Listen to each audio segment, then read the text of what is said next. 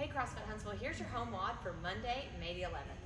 This is going to be 4 times. You're going to start with a 200-meter run, then 10 weighted squats and 10 shoulder to overhead. Then a 400-meter run, 20 weighted swings and 20 thrusters. An 800-meter run, 40 hand release push-ups, 40 barbell rows. Then 400-meter run, 20 swings and 20 thrusters, and a 200-meter run, 10 weighted squats and 10 shoulder to overhead. So let's take a look at these movements and talk about the workout.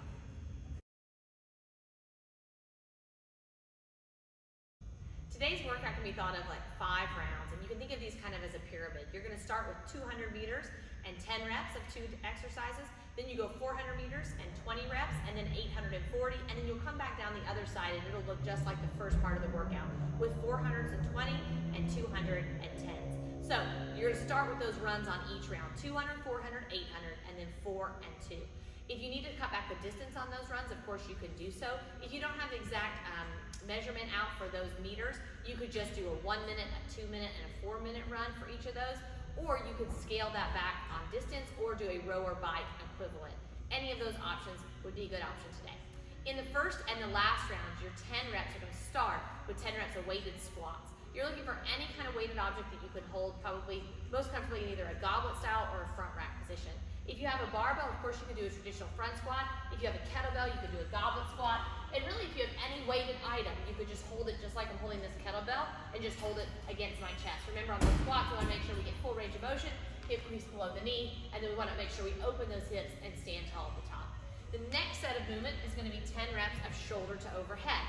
You might be able to use the same piece of equipment. If you're doing a barbell for front squats, you could take that barbell overhead, or if you've got a kettlebell, you could do that as well. So I could do this with a single arm, do all the reps on one side, and then all the reps on the other. I might even be able to hold my object with both hands and do a shoulder to overhead in this fashion. Next round, we'll have that run starting with 400 meters, and then you've got 20 reps, and your first rep is going to be a swing. You're looking for anything that you can hold and swing. So I could do a kettlebell. Of course, we've showed you how to do it with a dumbbell, or any kind of object that you can get a good grip on. And depending on what object you're using, you may be comfortable just taking it to eye level, or it might be something that's appropriate to take all the way overhead. After that, you have thrusters. Again, a barbell thruster would be fine.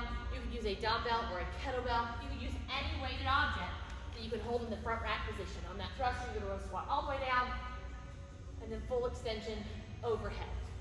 Next, you're going to have an 800-meter run to start the round 3, and then you've got 40 reps of hand release push-ups.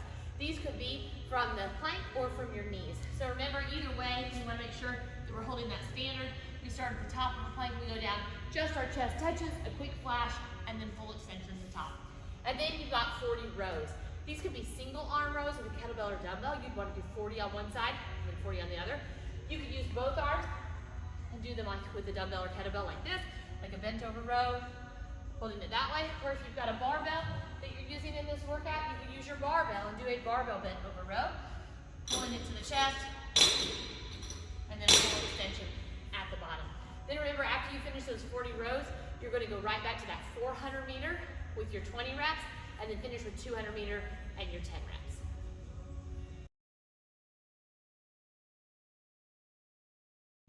Now that you know your workout, let's talk about how to warm yourself up.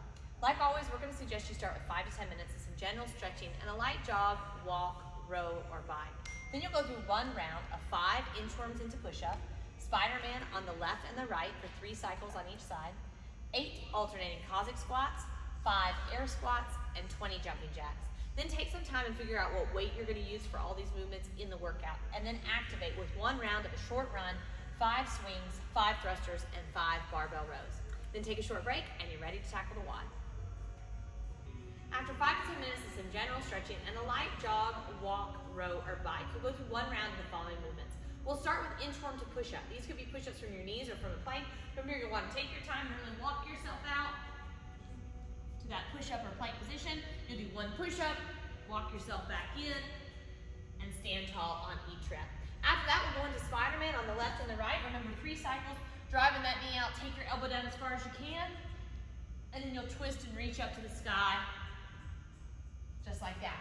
You'll do that on both sides. Next, we've got some alternating Cossack squats, a nice wide stance, squatting down as low as you can, alternating back and forth. Then we'll go into some air squats, just making sure we're dialing in that range of motion. And we'll finish with some jumping jacks. All right, guys, you've got a warm up, you've got your activator, and you've got a great workout today. Start the week off right, get after it, and let us know how it goes.